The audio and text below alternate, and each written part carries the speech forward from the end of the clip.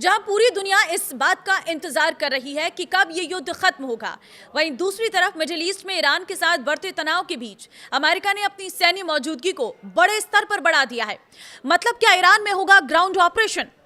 नमस्कार, मैं हूं आपके साथ ममता तिवारी और आप देख रहे हैं न्यूज़ 18 का डिजिटल प्लेटफॉर्म। अमेरिका ने भेजे 3,500 सैनिक। घातक होने वाला है युद्ध। ईरान के साथ चल रहे युद्ध को शुक्रवार को 1 महीना पूरा होने के बीच अमेरिका ने मध्य पूर्व में अपनी सैन्य मौजूदगी और बढ़ा दी है, अपने सैनिकों को वहां पर भेज दिया है। जानकारी आ रही है सामने कि अमेरिका ने क्षेत्र में 3,500 से अधिक सैनिक तैनात किए गए हैं और हालत लगातार बिगड़ते जा रही है। अमेरिकी सेंट्रल कमांड CENTCOM ने पुष्टि की है कि आधुनिक युद्धपोत USS त्रिपोली अपने निर्धारित ऑपरेशनल जोन में पहुंच चुका है, जिसमें लगभग 2500 मरीन सैनिक सवार हैं।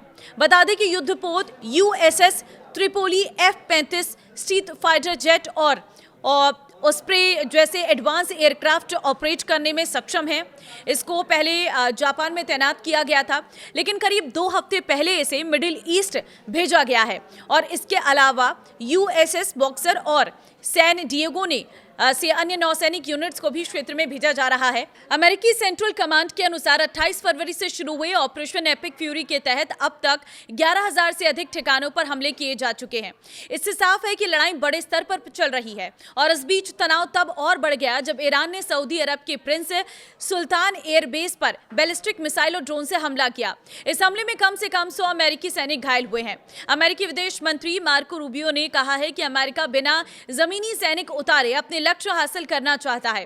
हालांकि उन्होंने यह भी कहा है कि राष्ट्रपति डोनाल्ड ट्रंप को बदलते हालात के लिए तैयार रहना होगा। वहीं अब हालात और जटिल हो गए हैं जब यमन के हुती विद्रोहियों ने भी इस संघर्ष में एंट्री कर ली है। नई तैनाती के साथ अब मध्य पूर्व में करीब 50,000 अमेरिकी सैनिक मौजूद हैं। इससे पहले भी अमेरिका इस क्षेत्र में अपनी सैन्य ताकत बढ़ा चुका था, जिससे ये पिछले 20 वर्षों में सबसे बड़ा सैन्य जमावड़ा बन गया है। हुती समूह ने इजराइल की ओर मिसाइल दागने का दावा किया है। इससे बाब अल मंडेब स्ट्रेट और स्वेज नहर जैसे अहम समुद्री रास्तों की सुरक्षा को लेकर चिंता बढ़ गई है। इस जंग का असर अब वैश्विक व्यापार और हवाई मार्गों पर भी दिखाई देने लगा है।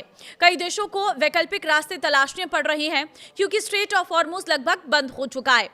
कूटनीतिक प्रयास भी फिलहाल नाकाम होते दिख रहे हैं। अमेरिका की ओर से दूत स्टीव विटकॉफ ने सीजफायर का प्रस्ताव दिया था, जिसमें ईरान के परमाणु कार्यक्रम पर रोक और समुद्री रास्ते खोलने की बात थी, लेकिन ईरान ने इसे खारिज कर दिया और बदले में मुआवजा और अपनी संप्रभुता की मान्यता की मांग रखी।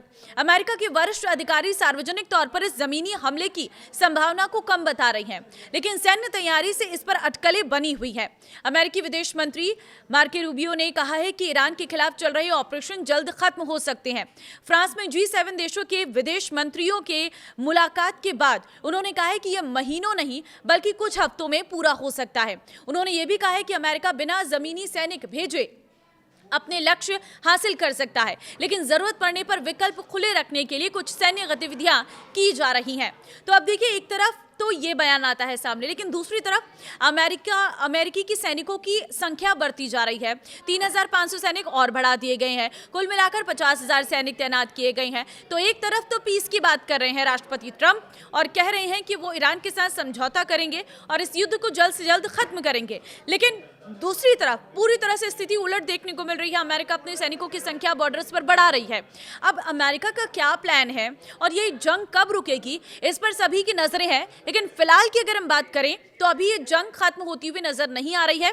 धमाके पर धमाके लगातार जारी हैं, मिसाइलों से हमले लगातार किए जा रहे हैं और अभी भी जंग कहां जाकर रुकेगी ये कहना बहुत मुश्किल नजर आ रहा है। तो फिलहाल आपको क्या लगता है कि अमेरिका को कौन से इनिशिएटिव उठाने चाहिए कि ये जंग रुक सके? मुझे कमेंट में अपनी राय जरूर दें। नमस्कार।